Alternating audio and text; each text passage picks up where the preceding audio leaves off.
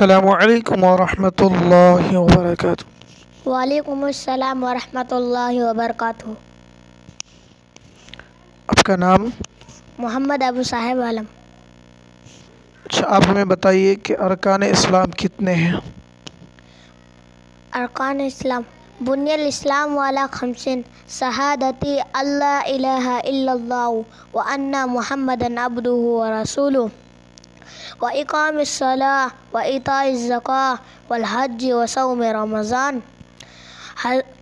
حضرت عبداللہ بن عمر رضی اللہ عنہما سے روایت ہے کہ حضور صلی اللہ علیہ وسلم نے ارشاد فرمایا، بنی الاسلام والا خمسین، اسلام کی بنیاد 5 چیزوں پر رکھی گئی ہے: اشہد ان لا الہ الا اللہ وان محمد عبدہ ورسولہ۔ نمبر 1، یہ گواہی دینا کہ اللہ کے سوا کوئی معبود نہیں۔ وإقام الصلاۃ۔ نمبر 2، نماز قائم کرنا۔ وإیتاء الزکوٰۃ۔ نمبر 3، اور زکوٰۃ دینا۔ والحج۔